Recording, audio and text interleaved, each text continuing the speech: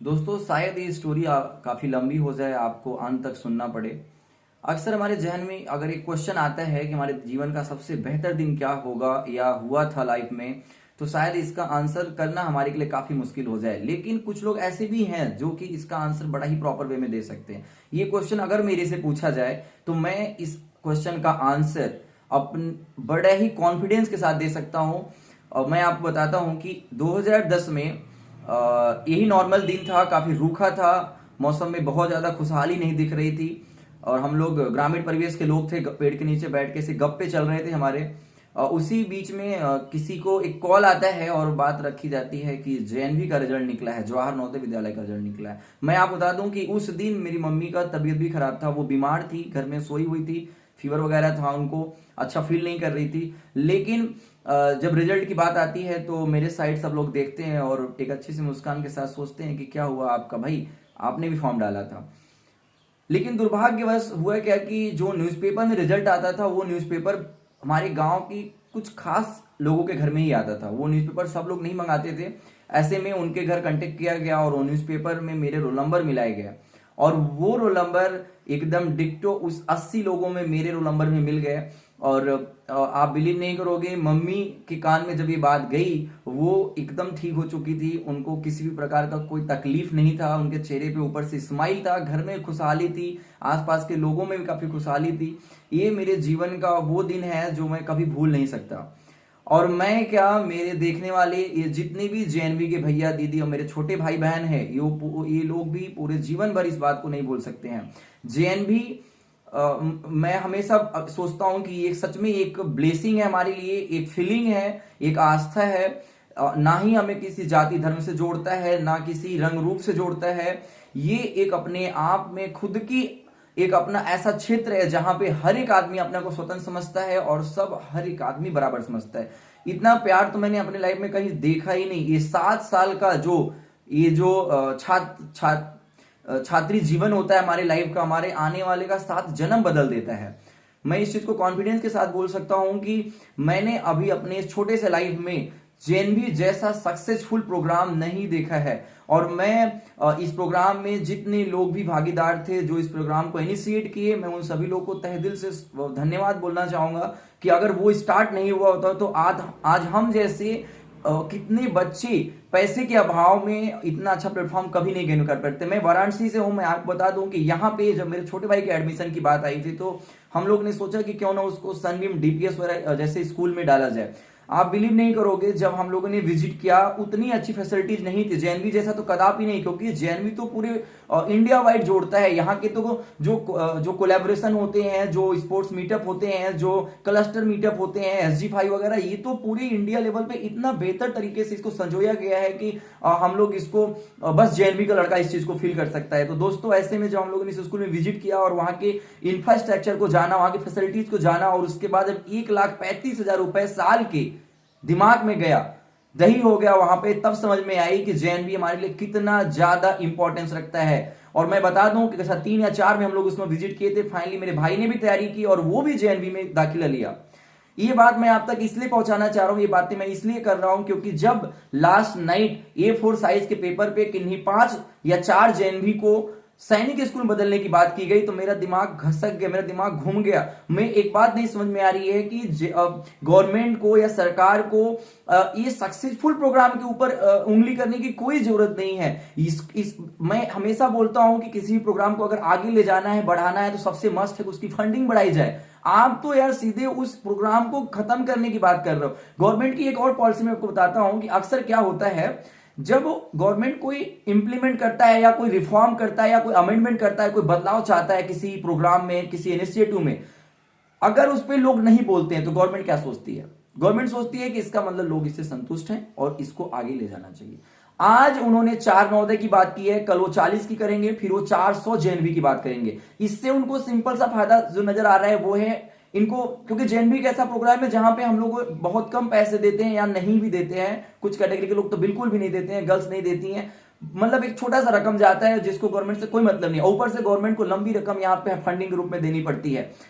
तो गवर्नमेंट ऐसा सोच सकती है, ऐसा कर सकती है। वैसे इनके पीछे का भी पूरा मकसद तो हमारे सामने नहीं रखा गया है, लेकिन ये बात हमारे लिए कम नहीं है कि वो एक भी जेएनवी को बदल के सैनिक स्कूल बदल नहीं सकते हैं। मुझे उससे भी बुरा ये लगा जब मेरे को पता चला, जब मैं उस बाकी बहुत सारे स्पीचेस सुने उसके पीछे कि जेएनवी को क्यों सैनिक में बदला जा रहा है, तो वहां पे ये बात निकल के आई कि सैनिक स्कूल जेएनवी जैसा है। दिमाग के पागल वागल हो, अरे यार जेएनवी सैनिक जैसा है भाई, ये बोलो सैनिक जेएनवी जैसा हो सकता है?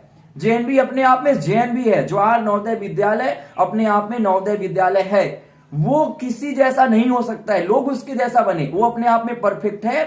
वहां पे हर एक जाति के लोग जाके स्टडी करते हैं और ग्रामीण परिवेश के लोग से लेकर अर्बन रूरल एरिया तक के लोग उसमें बहुत अच्छे से अध्ययन करके आज भारत के विभिन्न क्षेत्र में अपना योगदान दे रहे हैं। उससे भी बेहतर चीज मैं आपको बता दूं दोस्तों कि लास्ट ईयर जेईई मेन के एनालिसिस जो आई थी उसमें आप उसको देखोगे तो उसमें 95% जिन्होंने जेएनवी के स्टूडेंट फॉर्म डाला था वो क्वालिफाइड थे, कट ऑफ को क्रॉस ही नहीं किए थे। मैं जहां तक आगे के एनालिसिस नहीं पता, लेकिन वो एडवांस में बैठे होंगे। ऐसा कौन सा स्कूल है, डीपीएस है, सनबीम है, ऐसे कौन से बड़े बड़े स्कूल है, मैं गारंटी देता हूं, चैलेंज करता हूं, बताओ भाई कि आपने कितने बच्चों को जेईई मेन से एडवांस निकलवाया है।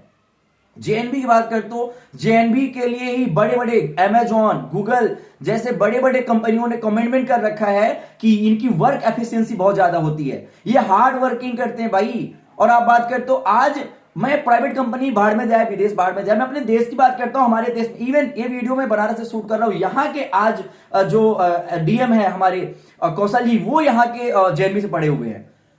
आप एक बार जेएनवी के बच्चों को, और एक चीज मैं बता दूं, गलत लोग से पंगा लिया गया यहाँ पे, जेएनवी से पंगा ले रहे हो जिनका दिमाग डेवलप है, जिनके दिमाग, ये होने देंगे? आपको लगता है होने देंगे? आप करके देख लो, मैं चैलेंज करता हूं, मेरे जैसे हम सभी भाई बहन देखिएगा किस तरीके से इस पे इनिशिएटिव उठाते हैं। मैं लिख के दे रहा हूं कि ये गलत पंगा लिया गया है, वही हाल है, आ बैल मुझे मार, तो आप वही हाल कर रहे हो। बहुत बुरा हाल होने वाला है अगर आपने इस चीज को तुरंत वापस नहीं लिया और अपने वक्तव्यों में सुधार नहीं लाया तो। मुझे नहीं पता है किस पार्टी से बिलोंग करते हो, मैं खुद आपका बहुत बड़ा फैन हूं, लेकिन मैं आपको इनडायरेक्टली ये बात मैसेज करना चाहूंगा कि कुछ ऐसी चीजों से छेड़छाड़ नहीं करना चाहिए जो आपका खुद नुकसान पहुंचा दे, और ये वही नुकसान आपको समझ में आएगा कुछ समय के बाद।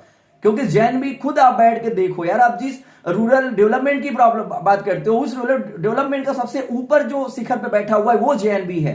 कभी आप इसके पॉलिसी, कभी इसके जो इसका जो फंडामेंटल थिंग है उसको पढ़ के तो देखो, इतनी बेहतर तरीके से डेवलप हुआ है। पता है ये जो बाउंड्री होती है ना, इस बाउंड्री के अंदर 7 साल हम जो सीख के आते हैं ना, हमारा बोला ना 7 जन्म बनाता है, 70 साल बनाता है, हमें किसी भी विभाग में हमें काबिल बनाता है नौकरी के, हमें इस जीवन इस समाज में जीना सिखाता है। और आप बात करते हो कि जेएनवी को सैनिक जैसा बनाएंगे, मैं ये नहीं बोल रहा हूं सैनिक क्या है, मुझे नहीं पता कि सैनिक बेहतर है, मुझे ये पता है कि जेएनवी जैसा नहीं हो सकता है। जेएनवी खुद अपने आप में बहुत बेहतर है और आपको जेएनवी जैसा ही रखना होगा।